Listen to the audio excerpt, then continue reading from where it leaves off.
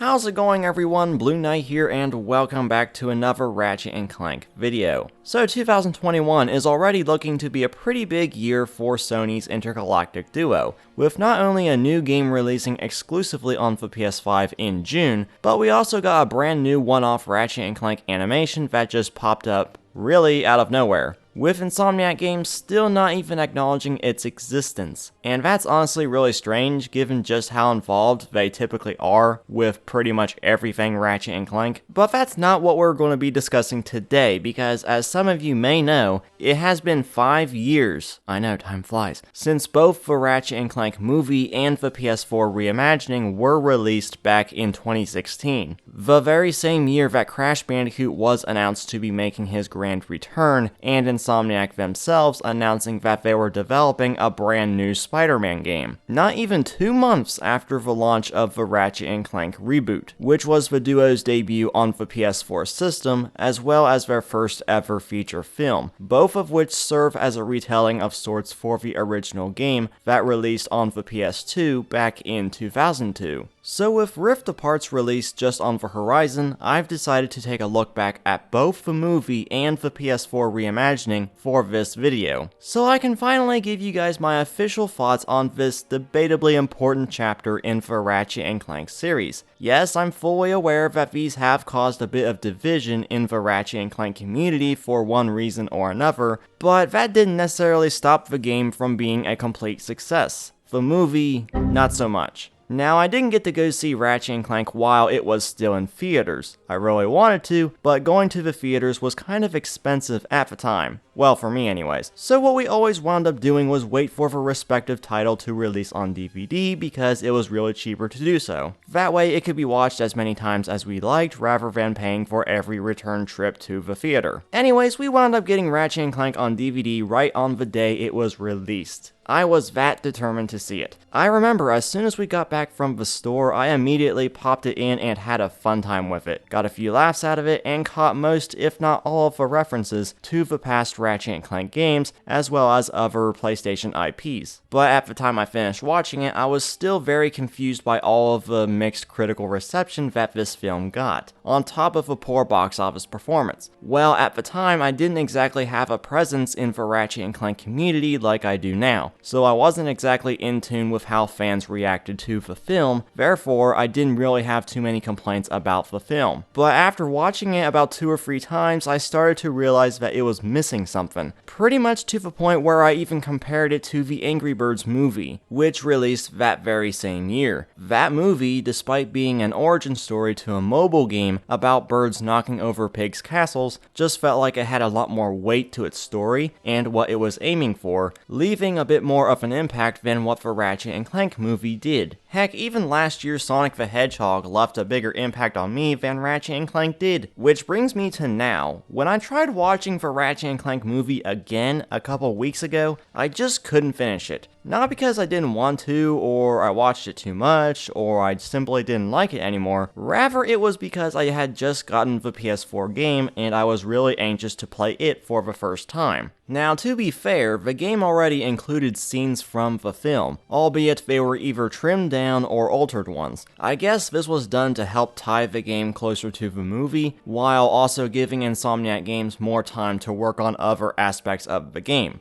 Obviously, there still wasn't enough time to polish up some of these cutscenes where we're interacting with other non-playable characters. I mean, just look at Ratchet's eyes. They just look lifeless. Oh, and don't even get me started on Skid's mouth movements. This is just pure nightmare fuel. Now, do keep in mind that not all of the game's cutscenes are like this. For example, when we meet Big Al in Alero City, or encounter the Blargy and Snagglebeast in Nebula G34, those are actually pretty well done. Look, I get it. It was a movie tie-in game, so it was definitely going to have some issues, but the game was still really fun regardless, especially when playing the game in challenge mode and upgrading your weapons to their max omega state. It's such a good time, with the pixelizer being one of my favorites in the game alongside the Groovatron. I didn't care for the fact that I had to play through the game a 3rd time immediately after finishing it the 2nd time just to get the Death by Disco trophy, all because I missed a few enemies that I no longer had access to because they either showed up one time in the story mode mode and never showed up again when you go to replay the levels, or because you can no longer access Novalis by the end of the game, therefore making those enemies completely inaccessible. So it's kind of an annoyance that I've been hearing about in the community, so I can feel your guys' pain on this one. Luckily I breezed through the game pretty quickly, in just a couple of hours, so it wasn't quite as painful. And speaking of certain enemies not showing up after the level's first playthrough, that's actually a problem I do have with the game. Once you get to the end of the game and you decide that you want to finish upgrading your weapons or your health before taking on Dr. Nefarious,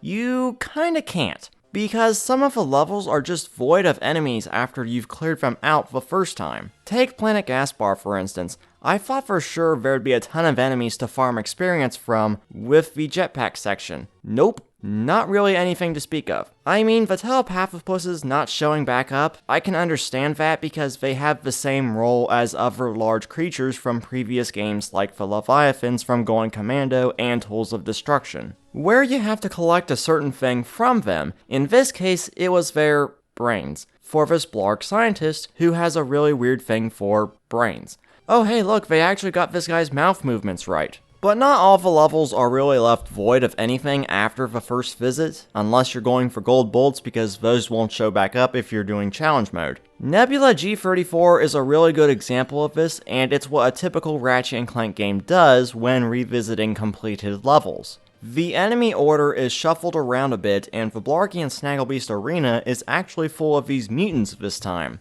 It's kind of a strange thing I've noticed while playing the game that nobody really brought up, so I just thought I'd throw it out there. And speaking of strange, I will never understand who approved so much dang talking within certain levels of the game. Ratchet, get to the Star Watch investigator. Show them Blarg who they're messing with.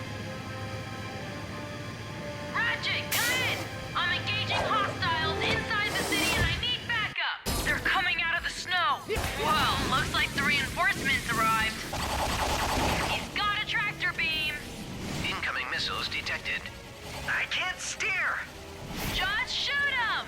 Oh my gosh, I wasn't even using headphones and this was still a complete assault on my ears. And since I was playing the game on hard mode, it came off as kinda distracting and I wound up getting killed a couple of times because of it. Now I didn't really hear the Gadgetron vendor guy yelling at me to buy stuff like what has essentially become a joke in the community, especially when it comes to the pixelizer. Hoard all those bolts, you're not helping the economy.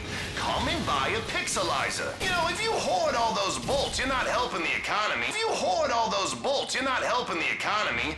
Come and buy a pixelizer. Topped you off. Honestly though, I'm okay with the Ratchet series having in-game dialogue. The future Saga games like A Crack in Time and Into the Nexus, both of those did it just fine, and this game did it pretty good, aside from some of the later levels in the game, where it just becomes too overwhelming at times. Luckily, Insomniac seems to be taking this into account for Rift Apart. Also, there's this tutorial section on Planet Veldin that's also kinda annoying, but that could just be that I'm a longtime fan of the series, and I'm literally being told exactly what to do when I'm already aware of what to do. Don't even get me started on Planet Battalia. Yeah, I get it, the game was really a way for newcomers to easily get into the series. I get that, but it just doesn't really sit with us longtime fans that already know what we are doing because we've been basically doing the exact same thing for the past 8 games or so. And what else didn't quite sit right with longtime fans was some of the story decisions for the reimagining compared to the original game. Like Ratchet and Clank becoming best buds right off the bat, with not much progression for Ratchet's character compared to the original game, where he's basically been on Veldin for most of his life and just wants to see what else is out there. Then Clank comes along and helps him achieve this goal, while also looking for Captain Quark. Well, they both find Captain Quark, who betrays them. Ratchet gets mad at Clank for falling for Quark's trick, and this is where Ratchet's jerky side really comes out. But by the end of the game, he's grown and matured a little more than where he was back at the start of the adventure. Then there's the matter of Captain Quark's betrayal and redemption. By the end of the reimagining, both the movie and the game, Quark knows that he screwed up and then apologizes for what he did and winds up in prison, until Ratchet and Clank offer for him to come along with them. When in the original games, Quark's redemption didn't happen until the third game, Up Your Arsenal,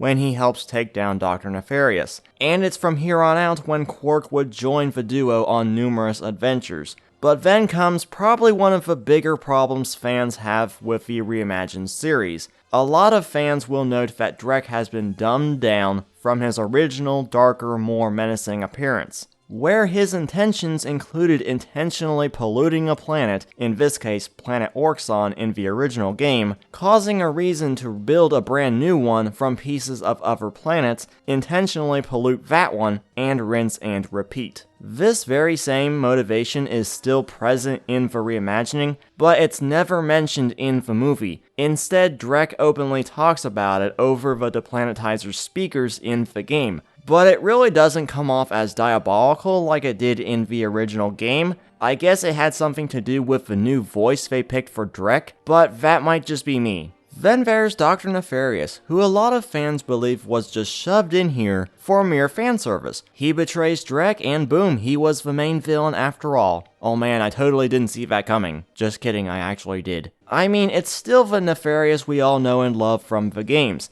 It's just he's an organic being this time as opposed to a robot that occasionally malfunctions when he gets upset. Now I get it, it's an origin story, so this makes sense. I would have still preferred if Lawrence was in the movie rather than Zed. That right there would have made the entire reimagining much better. But Nefarious being here, after not being directly present in the original game, has led some to think that he's just being overused at this point. Especially when we found out that he would be returning as the main villain in Rift Apart. But when we stop to think about it, he's actually only been a main villain in 3 games so far. Up Your Arsenal, A Crack in Time, and the reimagining. We could go ahead and count Rift Apart, but we still don't know if this is the very same Nefarious from All for One, or a completely brand new Nefarious, or if he's even going to be the true main villain of the game. And then there's All for One. He started out as the villain, and then started transitioning to being, I would assume, a good guy. Which I'm hoping Rift Apart does dive a bit deeper into, instead of just forgetting that character development ever happened. So I could see how some are saying that he's been overused. But really, it's just a matter of how they use Nefarious. That's what really matters. And him being shoehorned into the reimagining probably wasn't needed, but this was likely done so that the story wouldn't have been as predictable. So I can live with this. And real quick before I forget, right now, up until March 31st, PlayStation is allowing all PS4 and PS5 owners to download the Ratchet Clank 2016 game for free as part of their Play at Home initiative. That's right, I said Ratchet Clank 2016 is free, and you get to keep the game for as long as you wish. It's not like PlayStation Plus where you get to keep the game for as long as you have a subscription. Nothing like that at all. So if you want to try out the game after watching this video, and you can't wait for Rift Apart to come out, this is the perfect opportunity to do so. Now before I go, I'll just leave a quick summary of my thoughts for the Ratchet & Clank Reimagined series. Both the game and the movie look amazing. There's no question about that. 5 years later, and the game still looks beautiful. The movie was kinda weaker than the game, but it does make better use of certain characters than the game does. The gameplay and the weapons are just as awesome as ever. There's a bit too much dialogue in the later parts of the game, so much that it becomes hard to even make out who's talking or what is even being said. Despite this, I do believe that the game's writing was a little bit better than certain instances in the movie. Levels become empty after completing them for the first time, including gold bolts, which unlock extras like turning all the bolts into Sonic the Hedgehog's gold rings.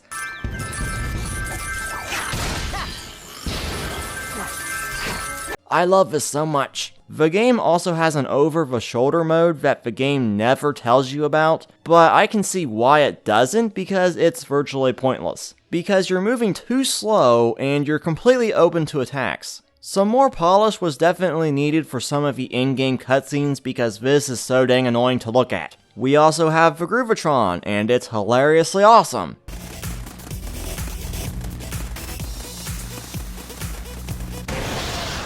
So yeah, 5 years later and the game still holds up pretty well, despite some of the flaws with the overall story compared to the original game. The movie though, it's still enjoyable, but I don't even know if I'll ever come back to it, especially after that Ratchet & Clank Life of Pi short, leaving a much better impression for me than the movie did all these years later. But anyways guys, that's gonna be about it for this video, which turned out to be quite a bit longer than I initially planned on it being, but there was a lot that I needed to say in order to give my official opinion on the 2016 reboot. But if you guys stayed through the entire video, thank you so much, you guys are awesome. And yeah, what do you guys think about the Ratchet & Clank reimagining 5 years later? Has your opinion changed on it, or has it remained the same since it came out? Be sure to leave everything down in the comments section below, and also be sure to hit that subscribe button and the bell for even more Ratchet & Clank related content coming soon. And once again, thank you all so much for watching and the support. I've been Blueknight, and I'll see you guys back here next time.